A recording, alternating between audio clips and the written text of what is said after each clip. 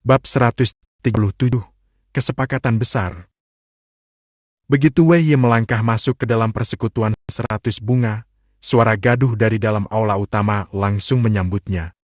Seorang pemuda berpakaian mewah sedang mengomel tak karuan, suaranya lantang, penuh emosi, bahkan menyelipkan nada mengancam. Nada suaranya cukup familiar di telinga Wei Yi. "Mana Nona Mudan? Apa? Hari ini tidak terima tamu. Kau tahu aku ini siapa? Kau tahu siapa ayahku?" Pemuda itu terus mengoceh, napasnya memburu karena kesal. Bukan. Aku bukan datang untuk buat keributan. Justru sebaliknya. Aku sangat mengagumi Nona Mudan. Mana mungkin aku berani membuat onar di hadapannya? Aku datang untuk berbisnis, dengar baik-baik. Bisnis, tahu?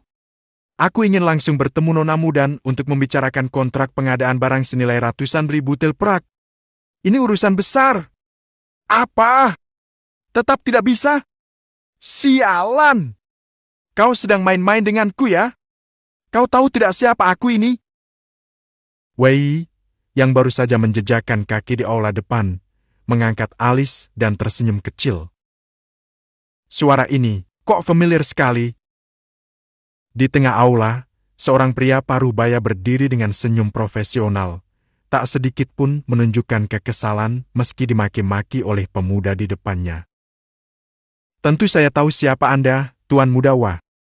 Bukankah Anda hampir setiap hari datang ke sini? Namun maaf sekali, hari ini nona kami benar-benar sedang tidak enak badan. Bagaimana kalau Anda datang kembali besok?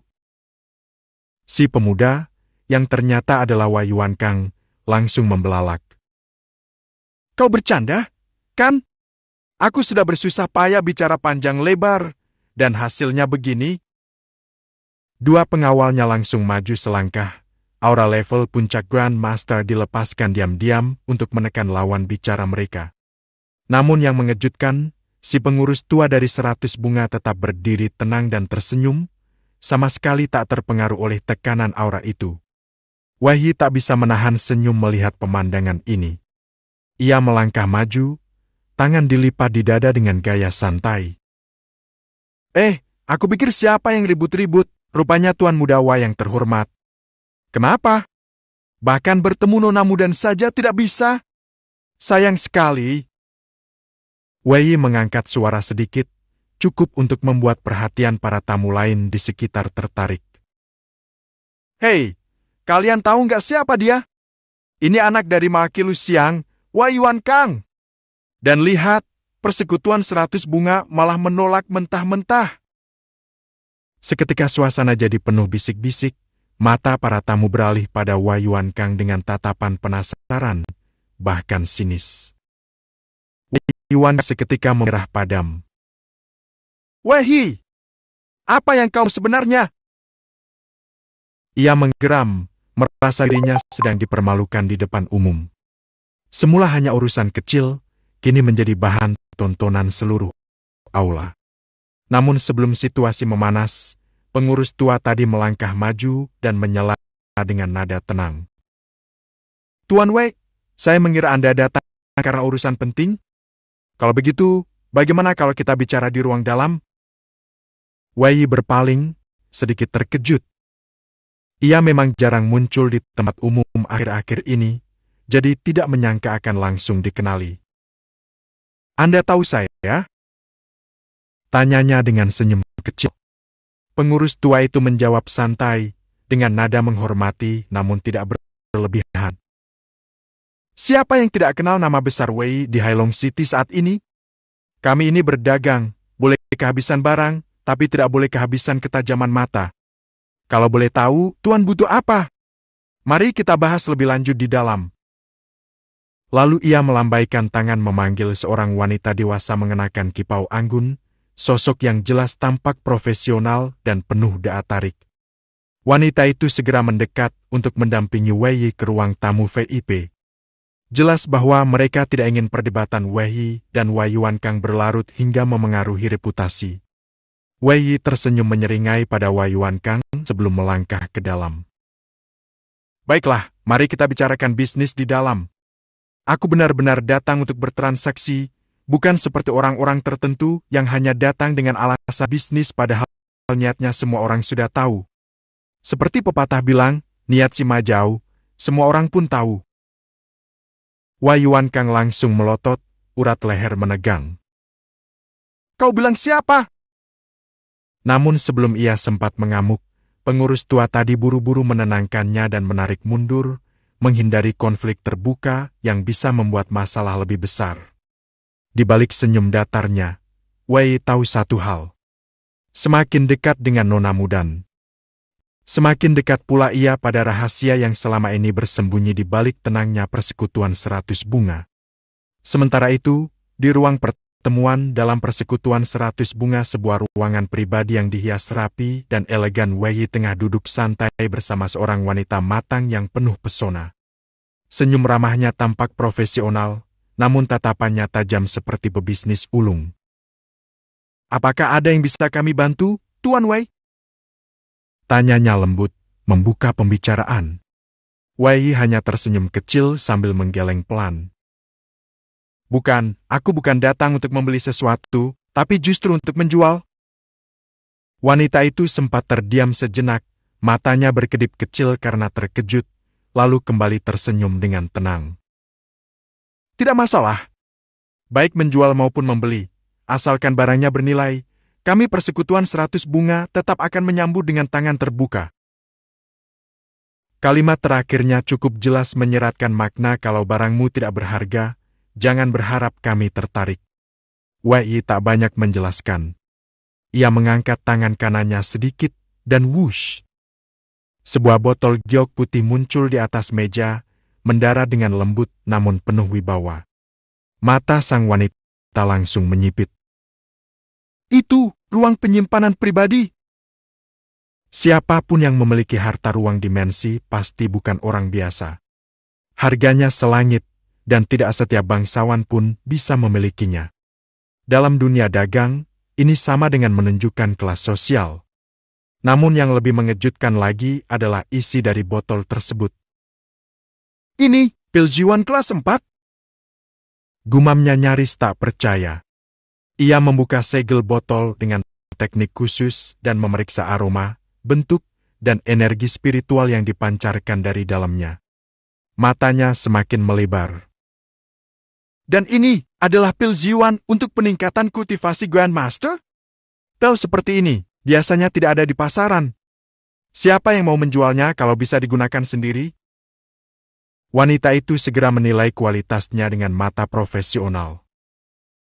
Pil ini kualitasnya sangat baik, termasuk dalam kelas superior. Satu botol berisi 20 pil. Jika Anda setuju, kami bisa membelinya dengan harga 20.000 tael perak. 20.000 tael. Harga yang mencengangkan. Itu berarti 1.000 tael per butir, harga yang hanya bisa dijangkau oleh para bangsawan atau sekte besar.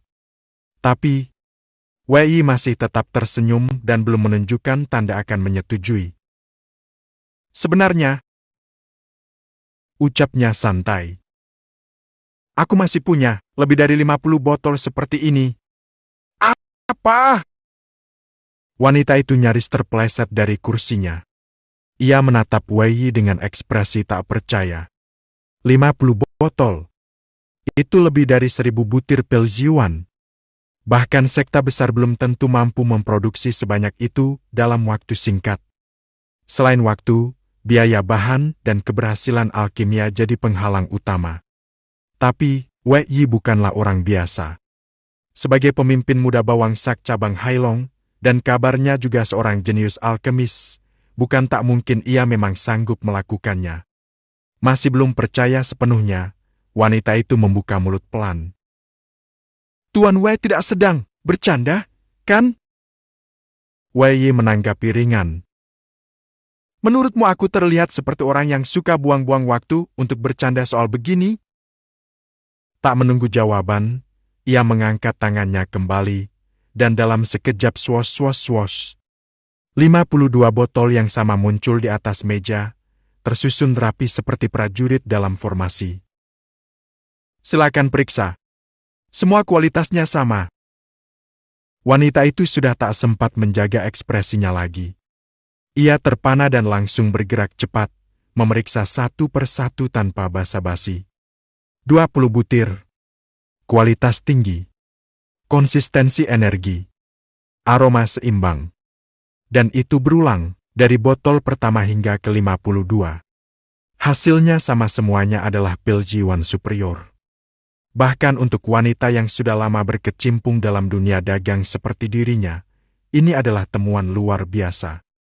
Jika persekutuan 100 bunga berhasil membeli semua pil ini, maka bukan hanya soal keuntungan.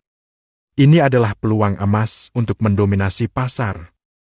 Karena pada saat semua toko lain kehabisan stok, mereka akan jadi satu-satunya tempat yang bisa menyediakan pil langka ini dalam jumlah besar. Tanpa ragu, ia langsung berkata, "Kalau begitu, kami persekutuan 100 bunga siap membeli semuanya." Namun Wahyi hanya tertawa kecil. "Kau ingin beli semuanya? Tentu boleh. Tapi, soal harga, aku tidak puas." Ia mengangkat 2 jari. "Setidaknya 2 kali lipat. Kalau tidak, lupakan saja." Wanita itu langsung terdiam, ekspresinya sedikit tegang. "Harga itu terlalu tinggi. Kalau kami membelinya dengan harga itu, tidak akan ada margin keuntungan yang tersisa." Namun Wei tetap tenang. "Yang aku jual bukan hanya pil. Aku juga sedang menjual nilai nama besar dan eksklusivitas. Jika persekutuan 100 bunga memiliki pil yang bahkan para sekte tidak bisa tawarkan, reputasi kalian akan meroket. Itu jauh lebih berharga daripada sekadar prak." Ia bersandar santai, namun orangnya tak bisa ditolak. "Kalau kau tak bisa membuat keputusan, panggil orang yang bisa. Atau, aku bisa saja mampir ke persekutuan 9 naga atau aliansi awan laut. Mereka mungkin lebih tertarik." Wei pun berdiri dengan santai, hendak pergi. Wanita itu langsung panik. Jika pil-pil ini jatuh ke tangan kompetitor, maka bukan hanya peluang yang hilang melainkan kehormatan seluruh persekutuan akan tercoreng. Ia buru-buru menahan Wei. "Tuan Wei, mohon jangan terburu-buru. Begini saja, saya akan segera melapor pada Nona Mudan, dan biarkan beliau langsung bernegosiasi dengan Anda. Saya yakin beliau bisa memberi Anda harga yang memuaskan." Wei mengangguk tenang. Ini baru awal. Yang ia inginkan bukan cuma uang tapi juga pengaruh, posisi, dan informasi. Dan semuanya akan ia mulai dari persekutuan 100 bunga. Bab 138, karena aku lebih tampan darimu. Sekitar 1 cangkir teh waktu berlalu, wanita dewasa berparas anggun yang tadi menemani Wei akhirnya kembali ke ruang pertemuan pribadi. Dengan senyum sopan ia berkata, "Tuan Wei, Nona kami ingin bertemu dengan Anda." Wei mengangkat alis, mengingat sesuatu yang sempat dikatakan oleh pengurus toko tua tadi kepada Wei Yuan Kang. "Bukankah Nona kalian tadi katanya sedang sakit dan tidak menerima tamu?" Tanyanya dengan nada geli. Wanita itu tetap tersenyum, meski sorot matanya sempat sedikit terguncang. "Iya benar, tapi kalau saja Tuan Wei bersedia menurunkan sedikit harga, saya sebenarnya bisa memutuskan sendiri, dan Nona tidak perlu diganggu dari istirahatnya." Ia menatap penuh harap, mencoba menggoda dengan rayuan halus. Sayangnya, Wei bukan pria yang mudah tergoda oleh senyum manis atau tutur kata lembut. Apalagi jika godaan itu datang sebelum kesepakatan harga disepakati. Ia bukan tipe orang yang mau rugi hanya demi sopan santun. Dengan wajah lurus dan senyum polos, Wei justru berkata dengan nada tulus, "Wah, kalau begitu Nona kalian pasti sangat lelah ya. Kalau begitu, agar tidak membuang waktu, ayo kita langsung saja menemuinya." Wanita itu langsung terdiam, napasnya sedikit tercekat. Meski ingin sekali menggertak, ia tahu posisinya tak mengizinkannya bersikap kasar. Maka, dengan senyum paksa, ia tetap mempersilakan Wei menuju lantai 2. Namun belum jauh melangkah, sebuah suara yang sangat familiar tiba-tiba menggema di ruangan toko yang ramai itu. "Hei! Kenapa mereka bisa naik ke lantai 2? Bukankah tadi kalian bilang Nona Mudan tidak menerima tamu hari ini? Ternyata Wei Wankang belum juga pergi. Begitu melihat Wei Yi naik ke atas bersama wanita itu, ia langsung tak tahan dan menerobos maju dengan penuh amarah. Wei Yi hanya tersenyum sinis, memutar badan dan mengangkat bahu santai.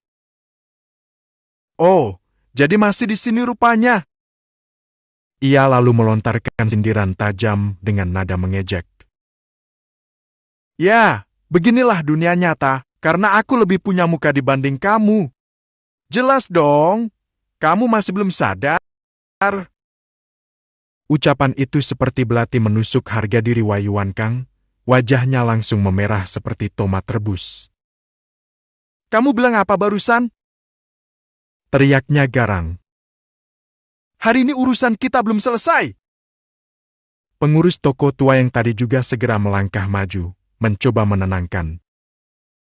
Tuan Mudawa, tenang dulu. Mohon tenang. Namun kali ini, Wei Wankang tak mudah diredam. Ia sudah terlalu malu dan harga dirinya yang tinggi tak bisa lagi menoleransi ini semua. Kalian bilang Nona Mudan sakit dan tak bisa menerima tamu, tapi kenapa dia bisa naik? Kalian kira aku ini siapa? Hah? Kalau kalian tidak bisa beri penjelasan hari ini, jangan salahkan aku kalau toko ini aku hancurkan jadi puing-puing. Nada ancamannya sudah melewati batas. Ekspresi sang pengurus tua pun langsung berubah dingin. Ia yang tadinya ramah dan tenang, kini memancarkan aura tajam dan menusuk. Seketika itu juga, energi yang tadinya tersembunyi langsung dilepaskan. Aura seorang ahli tingkat wuling meledak di sekelilingnya. Wei Wankang, meskipun pengawal di belakangnya berbakat, dirinya sendiri tak lebih dari seorang anak manja. Begitu dihantam aura itu, tubuhnya refleks mundur beberapa langkah, wajahnya sedikit pucat. Namun, bukannya sadar diri, ia malah tetap keras kepala. Jangan pikir aku takut padamu. Kau sendiri yang mengingkari ucapanmu. Harusnya aku yang marah, bukannya kalian pamer-pamer kekuatan. Aku cuma mau tahu satu hal kenapa dia boleh naik, sedangkan aku tidak. Dan di sanalah, jawaban pamungkas itu pun meluncur dengan enteng dari bibir Wei.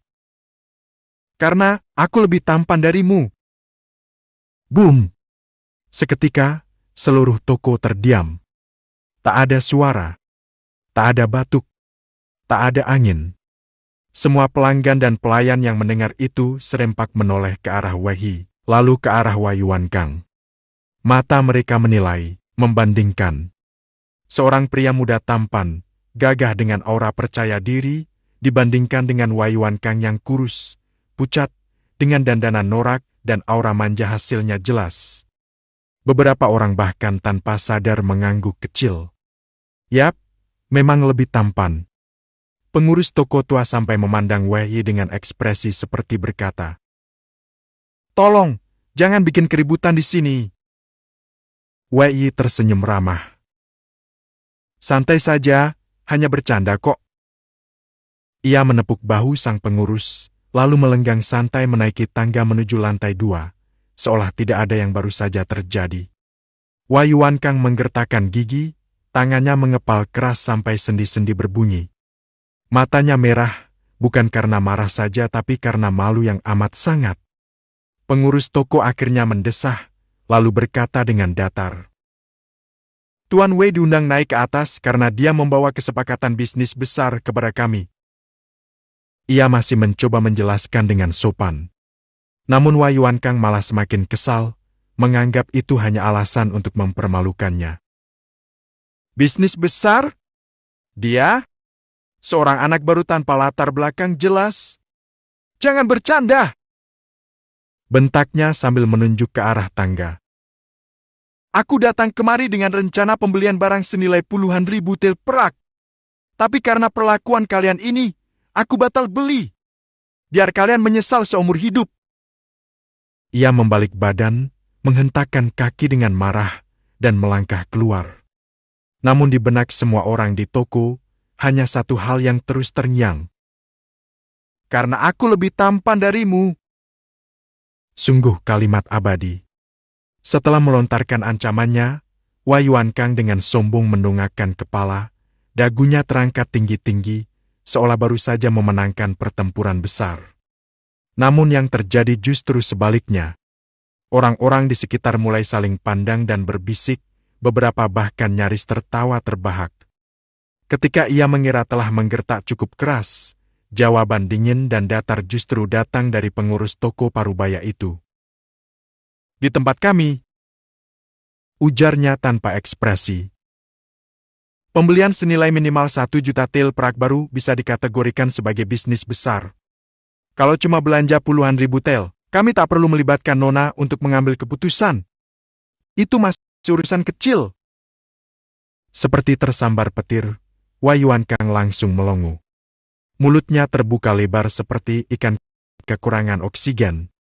Setelah beberapa detik yang terasa abadi, baru ia menutup mulutnya pelan-pelan. Dan wajahnya berubah dari merah padam menjadi pucat pasi. Ternyata, semua keributan yang ia buat tadi bahkan tak cukup berarti di mata mereka. Sementara itu, Wei Yi tak sempat melihat ekspresi malu penuh kehancuran dari Wei Yuankang. Di saat pemuda itu tenggelam dalam rasa malu, Wei Yi telah melangkah naik ke lantai 2, dipandu oleh wanita cantik dan dewasa tadi. Berbeda dengan lantai 1 yang megah, luas, dan sedikit berisik, lantai 2 justru mengusung atmosfer yang sama sekali berbeda. Tenang, anggun, dan sangat berkelas. Jika lantai 1 adalah pusat perniagaan, maka lantai 2 ini lebih mirip ruang perjamuan kalangan elit dan seniman terpelajar. Di sebuah ruangan pribadi berdesain lembut bernuansa kayu dan giok, Wei Yi akhirnya bertemu dengan sosok yang terkenal seantero kota naga hitam, Nona Mudan. Dan harus diakui reputasinya tidak berlebihan. Nona Mudan tampak berusia sekitar 20-an, mengenakan gaun panjang putih bersih yang menjuntai anggun, menonjolkan tubuhnya yang tinggi dan proporsional. Rambut panjang legamnya terurai lembut di pundak, matanya jernih dan berkilau seperti bintang pagi. Ia tampak tenang, lembut, dan sekaligus berkarisma. Kecantikannya bukanlah jenis yang menonjolkan godaan, tapi membawa nuansa suci yang memikat jiwa. Aura wanita sejati terpancar dari setiap gerakannya. Tak heran banyak orang menjulukinya sebagai wanita tercantik di kota naga hitam. Namun Wei Yi bukan pria yang mudah tergoda. Dia telah melihat banyak wanita cantik dalam hidupnya, dari kalangan bangsawan hingga kultivator sakti. Maka, meskipun mengakui kecantikan Nona Mudan, ia tetap tenang dan percaya diri, duduk dengan santai, wajahnya menampilkan senyum ramah dan ringan. Nona Mudan membuka percakapan dengan suara lembut bak petikan kecapi. "Kudengar Tuan Wei adalah seorang jenius langka, memiliki bakat luar biasa. Hari ini setelah melihat langsung, rupanya memang benar adanya. Anda memang berbeda dari yang lain." Wei Yi tak bisa menyembunyikan kekagumannya pada suara merdu itu, dan membalas sambil tersenyum lebar. "Kalau bicara tentang luar biasa, maka Nona Mudan jelas lebih layak menerima pujian itu. Tak heran, ada seseorang di lantai bawah yang sampai mengemis tiap hari hanya demi melihat senyummu." Saat mengatakan itu, senyumnya melebar, dan nada bicaranya menyeratkan candaan. Nona Mudan menyipitkan mata, tersenyum manis sembari menggeleng pelan.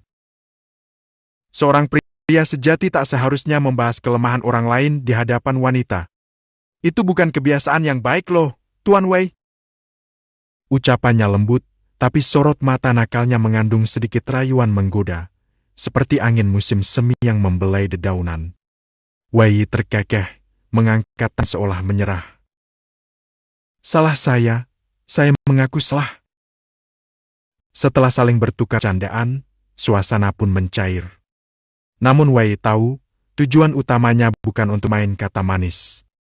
Maka ia pun langsung mengalihkan pembicaraan ke urusan utama.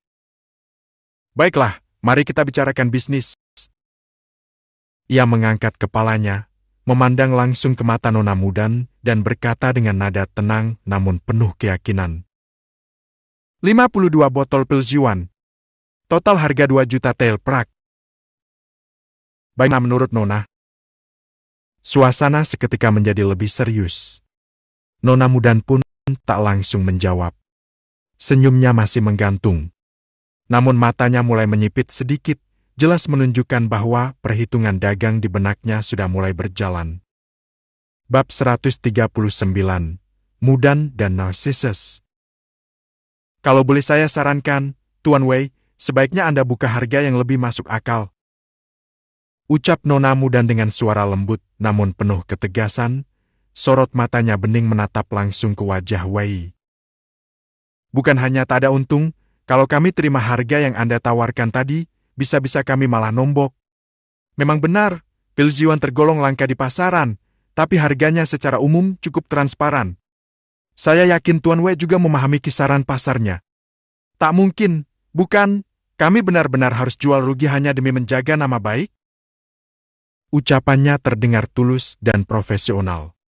Tapi Wei hanya tersenyum santai. Tidak sedikit pun terpengaruh oleh kalimat yang terdengar penuh kepedulian itu.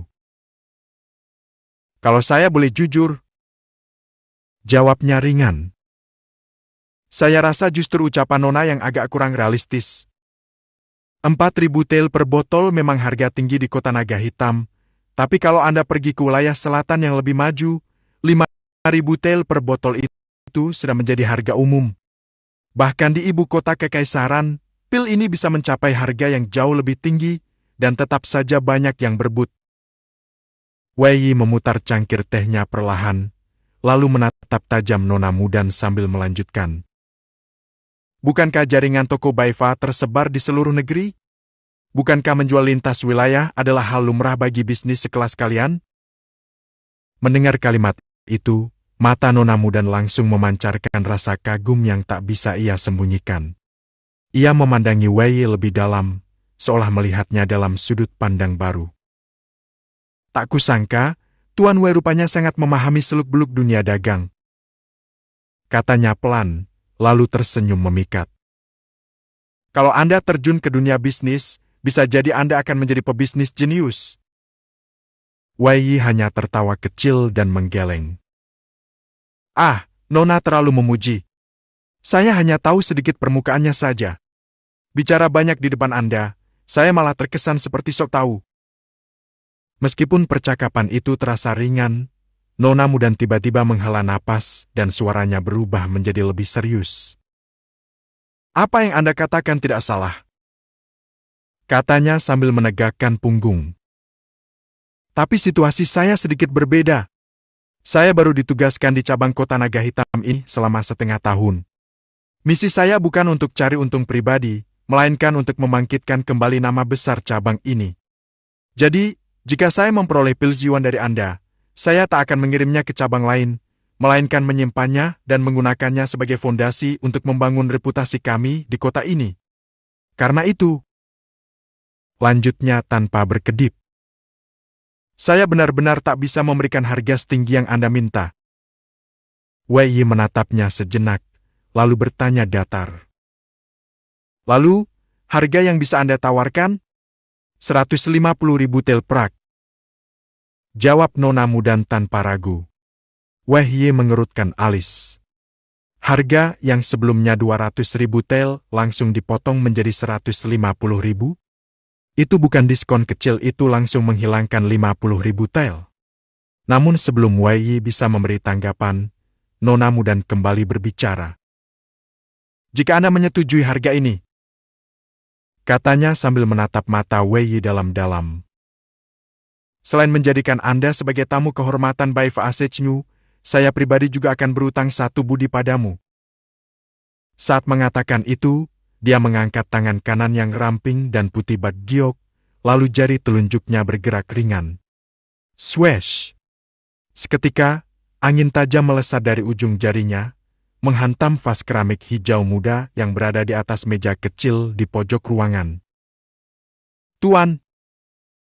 Dengan suara lembut namun menghentak, vas itu langsung berubah menjadi serbuk halus, bukan sekadar pecah berkeping. Wei sontak menajamkan mata. Pandangannya terfokus ke arah wanita di hadapannya.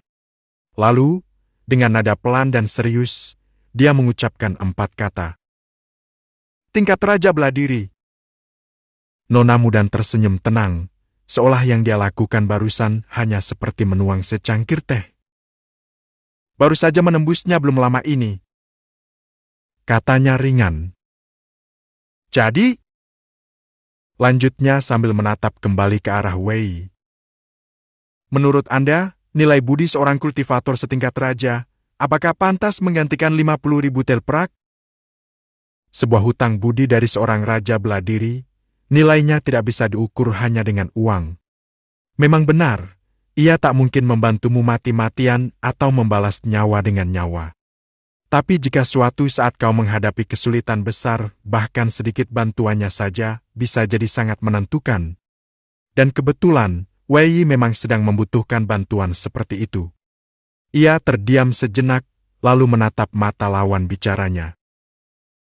Kalau, katanya perlahan, jika Nona Mudan yang sesungguhnya bersedia memberikan bantuan padaku di kemudian hari, maka tawaran ini bisa kuterima. 150.000 tael, setuju? Ucapannya sungguh mengejutkan. Sampai-sampai, ekspresi Nona Mudan yang sepanjang pertemuan sangat tenang mendadak berubah. Matanya membelalak, wajah cantiknya terperangah. Seolah apa yang baru saja didengarnya membuatnya kehilangan kendali sejenak.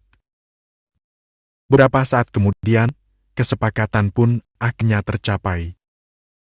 Wei turun dari lantai 2 dan keluar dari gedung Baifa Asecngu dengan langkah tenang, membawa serta keuntungan besar, dan juga satu hutang budi dari seorang raja. Pada saat yang sama, tak lama setelah Wei meninggalkan ruangan, seorang gadis muda berbaju merah anggun melangkah keluar dari ruang dalam pavilion elegan itu. Wajahnya semerah bunga persik, kulitnya putih bersih bak salju musim dingin. Tatapan matanya menggoda namun tetap anggun, dengan bibir mungil yang membentuk senyuman manis. Ia jelas seorang wanita luar biasa, kecantikannya bahkan sanggup membutakan mata. Namun, berbeda dengan kecantikan lembut dan kalem wanita sebelumnya, gadis berbaju merah ini justru memancarkan pesona yang berani dan menggoda, penuh semangat dan daya tarik yang kuat benar-benar sesuai dengan julukan Mudan. Ya dialah Nona Mudan yang asli. Matanya yang besar dan jernih berkedip-kedip, menatap ke arah pintu dengan ekspresi penuh keheranan. Bagaimana dia bisa tahu kamu bukan aku? Gumamnya, keningnya sedikit mengerut. Jangan-jangan dia menyadari aku bersembunyi di balik tirai tadi. Wajahnya dipenuhi kebingungan yang tidak dibuat-buat. Tak lama kemudian, wajah cantiknya menampilkan senyum penuh makna. Susian Jiji, sepertinya kali ini kamu gagal menyamar, ya? Katanya sambil tertawa pelan. Di seberang ruangan, wanita anggun yang sebelumnya menyamar sebagai dirinya berpura-pura menjadi Nona Mudan. Masih duduk di kursinya. Ekspresinya tak kalah kaget. Tak masuk akal, bisiknya sambil mengangkat kepalanya dan menatap sahabatnya. Dia belum pernah bertemu kamu sebelumnya, jadi bagaimana bisa dia tahu aku cuma penyamar? Nona Mudan menggeleng perlahan, berusaha mengingat apakah dia pernah bertemu Wei sebelumnya. Seingatku tidak pernah. Jawabnya pelan. Mungkin dia menebaknya dari perbedaan aura atau sikap. Kemudian, wajah cantiknya cemberut sedikit. Dasar menyebalkan! Gerutunya gemas. Mungkin dia sudah tahu dari awal, tapi malah sengaja diam sampai akhir untuk mempermainkanmu. Dasar nakal! Shuixian hanya tertawa kecil, matanya mengandung kelembutan. Kamu tak bisa menyalahkannya begitu juga. Jawabnya lembut. Lagi pula, aku yang menipu duluan, jadi kalau dipikir-pikir, justru aku yang kurang sopan padanya. Mendengar itu, Nona Mudan langsung memutar bola matanya dan tertawa geli. Wah, jangan-jangan kamu mulai naksir dia ya, Suisian Jiji? Aku belum sempat ngomong banyak, kamu malah buru-buru membelanya. Wajahnya dipenuhi senyum jahil. Lagi pula, pria itu memang cukup menarik sih. Wajahnya tampan, pembawaannya juga tenang dan punya karisma. Memang, Tingkat kultivasinya masih belum tinggi-tinggi amat, tapi katanya kekuatannya cukup mengerikan. Bakat bela dirinya juga patut diperhitungkan. Jelas jauh lebih baik daripada Wei Wankang yang cuma bisa mabuk-mabukan dan bikin onar. Ia beranjak satu langkah lebih dekat dan menambahkan dengan nada semakin menggoda. Yang paling penting, dia punya token Bai Hua milik Zhuangju. Kalau kamu memang serius, siapapun tak akan bisa menghalangimu. Bahkan Zhuangju sendiri pun takkan keberatan. Mata Nona Mudan tampak berbinar-binar penuh semangat saat mengatakan itu. Shui Xian sontak merah padam. Kamu ini ngomong apa sih? Dasar gadis nakal! Ia memelototi sahabatnya sambil memukul lengannya ringan. Aku cuma penasaran, kenapa pria itu bisa memiliki token Bai Hua? Apa hubungannya dengan Zhuangju sebenarnya? Aku sih tak peduli hubungan mereka seperti apa. Balas Nona Mudan santai. Yang jelas, selama dia punya token itu, kita sudah pasti harus membantunya. Lalu, seolah mengingat sesuatu yang lucu, dia menahan tawanya dengan tangan, sebelum akhirnya tak mampu menahannya lagi dan tertawa pelan. Dia pasti merasa berhasil menekan harga kita dan menang dalam negosiasi. Tapi sayangnya, dia tidak tahu, bahkan kalaupun dia tak menawar sekalipun, kita tetap akan membantunya. Memang benar deh, kamu ini jenius dagang. Tak heran Zhuangju selalu memuji kamu kemana-mana. Shui Xian menjawab sambil menarik napas. Tapi jangan sampai kamu bilang-bilang ke Zhuangju soal ini, ya? Kalau sampai tahu, aku tak yakin itu pujian atau justru omelan. Mereka berdua saling berpandangan, dan tak lama kemudian, tawa merdu pun memenuhi ruangan. Di saat yang sama, di luar sana, Wei masih merasa dirinya baru saja memenangkan kesepakatan besar. Tanpa ia sadari, dalam permainan ini, dialah yang paling tidak mengerti apa yang sedang terjadi. Bab 140, menarik ular keluar dari sarang. 150.000 tel perak, akhirnya masuk ke tangan juga? Langkah Wei melambat, begitu ia melangkah keluar dari gerbang utama pavilion 100 bunga. Wajahnya tampak berseri, dan sorot matanya memancarkan kilauan bahagia yang sulit disembunyikan. Perasaan puas memenuhi dadanya. Transaksi ini benar-benar sukses besar, bahkan jauh lebih mulus dari yang ia harapkan. Modal yang ia habiskan untuk membeli bahan-bahan ramuan dari sistem mall tidak lebih dari 50.000 tel. Proses peracikan dan pemurnian hanya memakan waktu setengah bulan. Tapi kini, untung bersih 200%. Dalam waktu 2 minggu, ia telah mengubah tumpukan bahan menjadi harta karun. Kecepatan menghasilkan uang seperti ini, bahkan jika dibandingkan dengan para bandit perampok atau pembunuh bayaran, rasanya mereka pun harus menunduk hormat. Namun Wei tahu, ini semua bukan semata-mata karena dirinya. Semua ini berkat sistem permainan, batinnya. Tanpa sistem mall yang menyediakan aliran bahan tak terbatas, dan tanpa teknik alkeminya yang abnormal, semua ini hanyalah mimpi kosong. Apalagi, hanya dalam setengah bulan, tingkat alkimia miliknya juga telah naik dari LV37 ke LV39. Jika ia bisa menembus level 40, maka statusnya akan naik menjadi seorang alkemis tingkat 5. Itu artinya dia bisa mulai membuat pil kelas 5. Dan saat itu tiba, pendapatannya pasti akan meledak lebih gila dari sekarang. Wei menggenggam tangannya erat, matanya bersinar penuh semangat. Dengan kemampuan seperti ini, ia tak perlu lagi khawatir soal uang. Bahkan bisa dikatakan, selama tidak hidup berfoya-foya, uang tidak akan pernah menjadi masalah. Tapi dia juga tahu satu hal dengan jelas. Metode ini tak bisa digunakan terlalu sering. Jika orang-orang menyadari keanehan dalam kecepatan produksinya, terlebih dengan bahan yang begitu langka, akan sulit baginya menjelaskan semuanya. Belum lagi, kalau berita ini sampai ke telinga pihak-pihak berkepentingan, bahaya besar akan datang. Minimal sampai aku cukup kuat untuk melindungi diri sendiri, aku tidak boleh terlalu mencolok. Yang penting, cukup punya uang untuk hidup nyaman dan tidak menarik perhatian. Gumamnya dalam hati. Sekarang, dengan 150.000 tel perak di tangan, selama tidak digunakan boros-borosan, itu sudah lebih dari cukup untuk waktu yang panjang. Uang di kantong penuh, hati pun senang. Bahkan melihat pejalan kaki yang berlalu lalang di sepanjang jalan pun rasanya menyenangkan di mata. "Ketua Wei, sekarang kita pulang ke markas?" Tanya Wu Dasong dari belakang, diiringi beberapa anggota lainnya. Wei awalnya mengangguk dan hendak mengucapkan, "Ya, mari pulang." Tapi mendadak, pikirannya berbalik arah. Ia teringat pada kesepakatan dengan Shui Xian, dan juga ketenangan mencurigakan yang berlangsung selama beberapa hari terakhir. Tidak, ini saat yang tepat. Seketika, ia mengubah keputusan. "Kalian pulang saja lebih dulu. Aku mau jalan-jalan sebentar sendiri," ucapnya santai. Setelah itu, tanpa banyak penjelasan, ia berbalik dan menyusuri arah lain di jalan yang ramai. Wu Dasong dan kawan-kawan saling pandang.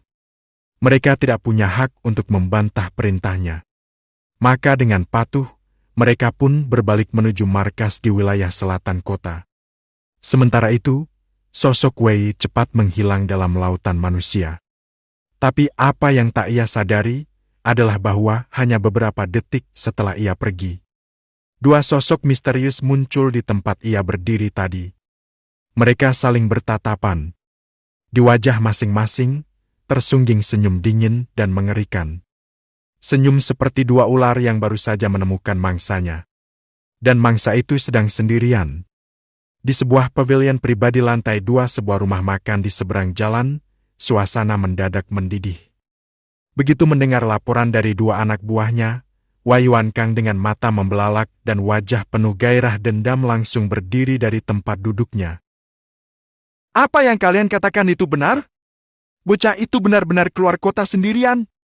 Kami jamin, Tuan Muda," jawab kedua anak buahnya dengan semangat, menepuk dada penuh keyakinan. "Kami tidak berani membohongi Anda. Ini informasi yang sangat akurat." "Bagus! Bagus sekali!" Wajah Wei Yuankang pun langsung diselimuti kegembiraan dan semangat membara.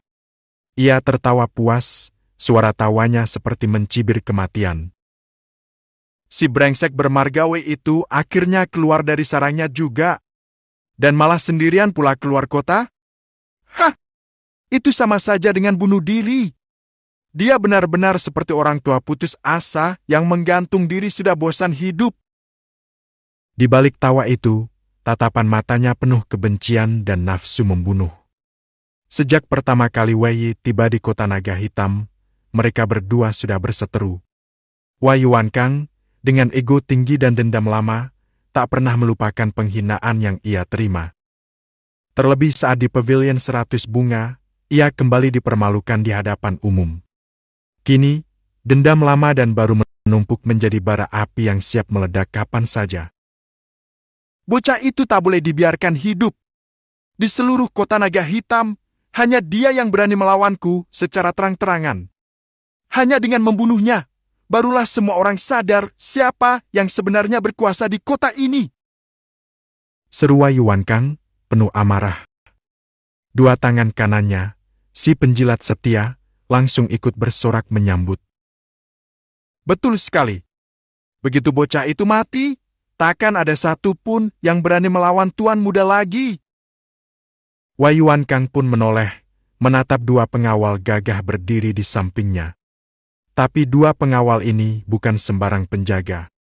Mereka adalah bagian dari 8 penjaga utama yang dikirim oleh ayahnya sendiri, orang kepercayaan Markilu. Keduanya adalah ahli puncak tingkat master besar, Dawushi bisa dibilang, di bawah tingkat Wuling, mereka nyaris tak punya tandingan. Begitu tatapan Wei Yuankang menyapu ke arah mereka, kedua pria itu langsung paham maksudnya. Setelah saling pandang sejenak, salah satu dari mereka berkata dengan suara berat, "Bukan tak bisa membunuh, Tuan Muda, tapi bocah itu punya gerakan tubuh yang sangat lincah. Jika dia fokus untuk kabur, kami berdua saja tak cukup untuk menahannya." Mendengar itu, wajah Wei Yuankang seketika menghitam. Jadi kalian takut padanya? Bukan, Tuan Muda. Sang penjaga cepat menjelaskan. Kami hanya menyarankan, demi hasil yang pasti, sebaiknya panggil 6 saudara seperguruan kami yang lain dari rumah Maki. Dengan 8 penjaga utama bersatu, bahkan jika bocah itu sudah mencapai tingkat wuling pun, ia takkan bisa lolos. Hah? Itu baru bicara. Wei Yuan Kang langsung bersorak senang, amarahnya berubah menjadi kegembiraan. Ia merasa langkah ini benar-benar cerdas dan teliti. Betul, kalian memang benar. Bocah itu mungkin tak terlalu kuat, tapi soal kabur dia memang licin. Kesempatan seperti ini tak akan datang 2 kali. Sekali gerak, pastikan dia tamat.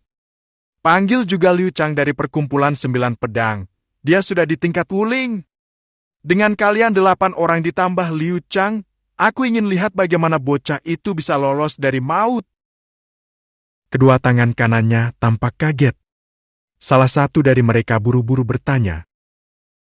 Tapi bukankah Liu Chang adalah orangnya Ouyang Lanshan dari sekte darah pembantai? Apa kita bisa menggerakkannya? Wei Yuan Kang tertawa dingin. Hai MPH! Ouyang Lanshan itu gila, bahkan Wei Yi pun berhasil lolos dari tangannya. Liu Chang, dia sudah kehilangan kepercayaannya pada perempuan itu. Dan kalian tahu siapa yang membayar denda 20.000 tael perak yang sempat ditipu Wei Yi darinya? Aku. Liu Chang sekarang adalah senjata rahasiaku untuk menghadapi Wei Yi. Begitu urusan ini selesai, dia akan kupakai untuk menjatuhkan Ouyang Lanshan juga. Kedua tangan kanan itu langsung terkagum-kagum. Tuan Muda memang punya pandangan jauh ke depan. Luar biasa. Bahkan 2 penjaga utama pun tampak mengangguk pelan. Mata mereka berubah penuh rasa hormat. Ternyata Wei Yuan Kang tidak sebodoh dan semanja kelihatannya. Sementara itu, sejak Wei Yi meninggalkan kota naga hitam sendirian, kabar itu menyebar secepat angin. Para pemburu mulai bergerak. Rumah Maki Lu. Perkumpulan 9 pedang. Sekte darah pembantai. Semua mulai bersiap. Di dalam ruang pelatihan sekte darah pembantai. Ketua, target sudah mulai bergerak. Lapor seorang wakil ketua dengan penuh hormat. Boom! Suara ledakan menggema. Ouyang Lanshan melayangkan satu pukulan, menghancurkan karung pasir raksasa di hadapannya hingga berubah menjadi debu es dan pecahan kristal berterbangan. Tubuhnya tegap berdiri, penuh aura kematian dan amarah membeku. Wajahnya sedingin salju, dan dari bibirnya yang merah menggigil keluar gumaman pelan, namun penuh niat bunuh. Dasar pengkhianat, kita lihat saja, hari ini, bagaimana kau mati? Bab 141, siapa yang menjebak siapa? Di luar kota naga hitam, di sebuah tempat yang tersembunyi rapat di bawah tanah, terdapat sebuah ruang bawah tanah rahasia yang kedalamannya sulit diukur. Di dalam ruang bawah tanah itu, suasana begitu sibuk dan tegang. Lebih dari 100 orang tengah bekerja tanpa henti, dengan ekspresi serius dan gerakan yang terkoordinasi.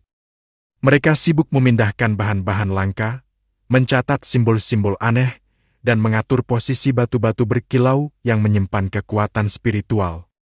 Tepat di ujung depan ruang itu, berdiri sebuah panggung tinggi yang dibangun secara darurat menggunakan batu hitam dan kayu keras. Di atas panggung tersebut, belasan orang tua dan muda mengenakan jubah khas ahli formasi. Mereka duduk melingkar dalam posisi meditasi, jari jemari mereka melayang cepat di udara, menggambar simbol-simbol rumit yang bercahaya. Itulah para ahli formasi, para pemecah segel yang sedang bekerja keras meretas perlindungan paling kuat di dalam tempat ini.